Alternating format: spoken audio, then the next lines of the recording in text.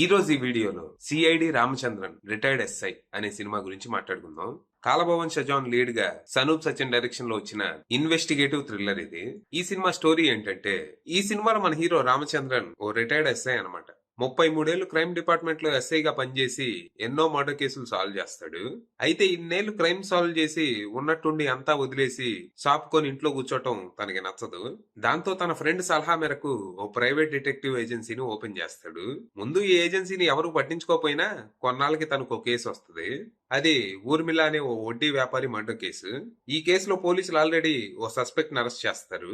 ఊర్మిళ పక్కింట్లో ఉండే జయరాజన్ అనే వ్యక్తి ఈ హత్య చేశాడని పోలీసులు కంక్లూజన్ కు వస్తారు. అయితే జయరాజన్ కి వ్యతిరేకంగా ఆధారాలు అంత బలంగా లేకపోయినా పోలీసులు పట్టించుకోరు.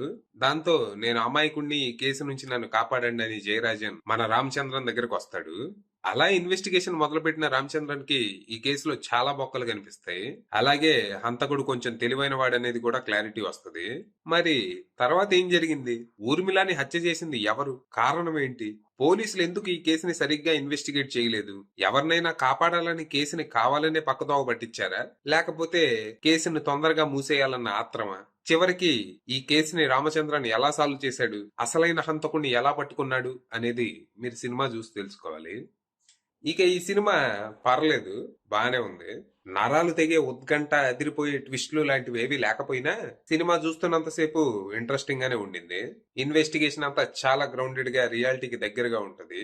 సినిమా స్టార్ట్ అవటం రామచంద్రన్ రిటైర్మెంట్ తో మొదలవుతుంది. రిటైర్ అయ్యే 2 గంటల ముందు కూడా తను కేసును సాల్వ్ చేస్తాడు. ఈ కేసు ద్వారా తన తెలివిని, ప్రెజెన్స్ ఆఫ్ మైండ్ ని మనకి చూపిస్తారు. దీని తర్వాత తను రిటైర్మెంట్ తో ఎలా స్ట్రగుల్ అవుతున్నాడు, తనకి తన కూతురికి ఉన్న బాండింగ్ ఏంటి, ఇలాంటివన్నీ చూపిస్తారు. సరే, కూతురి మీద ఎంత ఫోకస్ చేస్తున్నారు కదా, కేసులో తన ఇన్వాల్వ్మెంట్ కూడా ఏదైనా ఉంటదేమోనని ఎక్స్పెక్ట్ చేశా. కానీ అలాంటిది ఏం జరగలేదు. అది జస్ట్ సినిమా సాగదీయడానికి తప్పితే ఎందుకు పనికి రాలేదు. అలా మొత్తంగా ఫస్ట్ హాఫ్ అంతా అట్టట్టా సాగుద్ది. ఇక సెకండ్ హాఫ్ లో అసలు ఇన్వెస్టిగేషన్ స్టార్ట్ అవుతుంది. మనోడి ఇన్వెస్టిగేషన్ కి డిపార్ట్మెంట్ అడ్డుపడుతూ ఉంటది. వచ్చాడయ్యా రిటైర్డ్ ఆఫీసర్ కేసు సాల్వ్ చేయడానికని తనను అవమానిస్తారు. దాంతో తనకి ఇంకా కసి పెరుగుతుంది. ఇప్పుడు తన టార్గెట్ జస్ట్ కేసు సాల్వ్ చేయటమే కాదు, డిపార్ట్మెంట్ నుంచి తిరిగి రెస్పెక్ట్ కూడా సంపాదించటం. మరి అదంతా ఎలా జరిగింది అనేది మీరు సినిమాలోనే చూడాలి. ఇక క్లైమాక్స్ లో కిల్లర్ రివీలు అబ్బా అని అయితే ఏమనిపించదు గానీ, ఏంటి ఈ వేస్ట్ గాడా ఇంత తెలివిగా హత్య చేశాడా అని అయితే అనిపిస్తుంది. ఓవరాల్ గా పర్ఫార్మెన్స్లు బాగుండటం, సినిమాటోగ్రఫీ ప్లెజెంట్ గా అనిపించటం, ఇన్వెస్టిగేషన్ కూడా ఇంట్రెస్టింగ్ గానే ఉండటం లాంటివి ప్లస్ పాయింట్స్ కాగా, మంచి మంచి ట్విస్టులు లేకపోవటం, ఫస్ట్ హాఫ్ సాగదీయటం మైనస్లు గా నిలిచాయి. ఫైనల్ గా ఇది ఒక డీసెంట్ క్రైమ్ ఇన్వెస్టిగేషన్. ఒకవేళ మీరు ఈ సినిమా చూడాలనుకుంటే ప్రస్తుతం ఇది ప్రైమ్ వీడియోలో స్ట్రీమ్ అవుతుంది. ఇంట్రెస్ట్ ఉన్న వాళ్ళు అక్కడికి వెళ్ళిపోవచ్చు. అది విషయం.